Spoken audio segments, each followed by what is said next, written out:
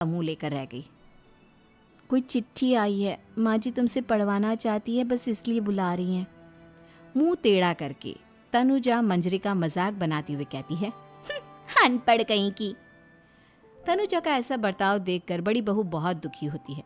तनुजा को अपनी पढ़ाई का घमंड इतना हो गया कि अब वो घर के कोई काम नहीं करती और अपनी जेठानी का मजाक बनाती रहती। तनुजा का ये बर्ताव अब उसकी सास को भी नजर आने लगा था। एक दिन शांति ने अपनी बड़ी बहू से कहा, मंजरी, तनुजा हर समय तुम्हारा मजाक उड़ाती है, तुम्हें गुस्सा नहीं आता क्या? आता तो है माँ जी, लेकिन मैं क्या करूं? जब भी उसे कुछ बोलती हूँ वो और भी जली कटी बातें मुझे सुनाकर चली जाती है। मैं उसे अपनी छोटी बहन की तरह प्यार करती हूँ, लेकिन उसके दिल में मेरे लिए कोई इज्जत नहीं।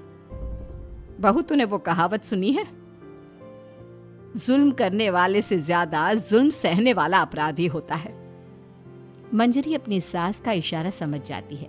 वो अपनी देवरानी को सबक सिखाने की ठान लेती है और एक दिन शांति अपनी दोनों बहुओं के साथ बैठी थी तो शांति अपनी बड़ी बहू से पूछती है, अरे बहू, शाम होने को है, कुछ सोचा है क्या बनेगा खाने में? माँ जी, मेरे तो सर में बहुत दर्द है आज। मेरी प्यारी देवरानी ही कुछ अंग्रेजी खाना बनाकर खिलाएगी। सुना है पढ़े लिखे लोग अंग्रेजी खाना बहुत अच्छा बनाते हैं, क्यों तनुजा? इतना कहकर मंजरी अपनी सास की ओर देखकर मुस्कुरा दी। तनुजा अपनी तारीफ सुनकर बहुत खुश हो गई। इतने में शांति कहती है, यह तो सच बात है छोटी बहू, ये तो मैंने भी सुना है। हम भी पक गए हैं बड़ी बहू के हाथ का खाना खा खा कर। तनुजा, तुम्हारी माँ भी तो तुम्हारे खाने की बहुत तारीफ करती है, आज हमें भी खिला दो कुछ अच्छा सा बनाकर। शांति की बात सुनकर छोटी बहू और आसमान पर चढ़ गई, पर उसे ये कहाँ पता था कि उसकी सास और जेठानी उसे सबक सिखाना चाहती हैं। तनुजा अपनी तारीफ सुनकर खुश तो बहुत होती है, पर सोचने लगती है, मुझे तो कैसा भी खाना बनाना नहीं आता, अब मैं क्या करूंगी? अगर मैंने इनको सच बता दिया तो मेरी सारी इज्जत मिट्टी में मिल जाएगी। अरे छोटी बहू, क्या सोच रही हो? खिलाओगी ना अपने हाथ का अंग्रेजी खाना? छोटी बहू हाँ में सर हिला देती है। अचानक से उसके दिमाग में एक आइडिया आता है, मैं इंटरनेट से देखकर कुछ बना लेती हूँ, मेरी वाहवाही पूरे घर में हो जाएगी। मुझे कौन सा रोज रोज बनाना है। माँ जी, आज आप सबको ऐसा खाना खिलाऊंगी, ऐसा खाना खिलाऊंगी कि... इतने में शांति छोटी बहू की टांग खींचते हुए कहती है कि पता नहीं कैसा खाना खिलाओगी, ए ऊपर वाले हमारी रक्षा करना। इतना बोलकर शांति और मंजरी दोनों जोर जोर से हंसने लगते हैं। अब तनुजा रसोई घर में चली जाती है और खाने की तैयारी करने लगती है, पर उसे रसोई घर की चीज़ों के बारे में तो कुछ नहीं पता।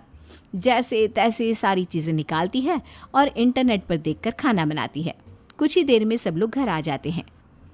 अरे सुनते हो, आज का खाना हमारी छोटी बहू बना रही है। अरे वाह, आज तो फिर कुछ अंग्रेजी खाना खाने को मिलेगा। कुछ ही देर में खाना बन जाता है तो छोटी बहू सबका खाना लगा देती है। इतने में बड़ी बहू कहती है, क्या बात है देवरानी जी, आज तो बहुत अच्छी खुशबू आ रही है।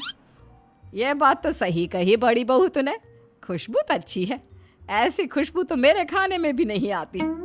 सब मिलकर छोटी बहू की बहुत तारीफ करते हैं और छोटी बहू 7वें आसमान पर बैठ जाती है। अब सभी खाना खाते हैं।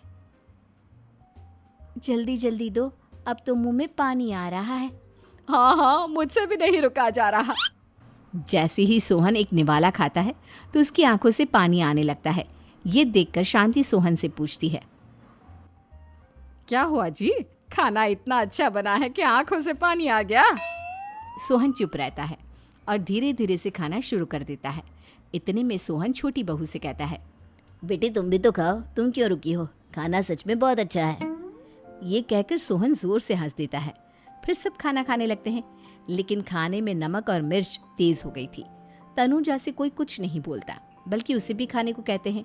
जैसे ही छोटी बहू खाना खाती है वो पानी पानी कहकर चिल्लाती है, पानी, इसमें तो पानी। ये खाना तो सच में इतना अच्छा बना है कि हमारे साथ साथ देवरानी जी भी इसके स्वाद को कभी नहीं भूल पाएंगी। सही कहा बहू। तनुजा को अपनी गलती का एहसास हुआ और उसने अपनी सास से कहा, माँ जी, ये मेरी गलती नहीं है, इंटरनेट पर दिखाया था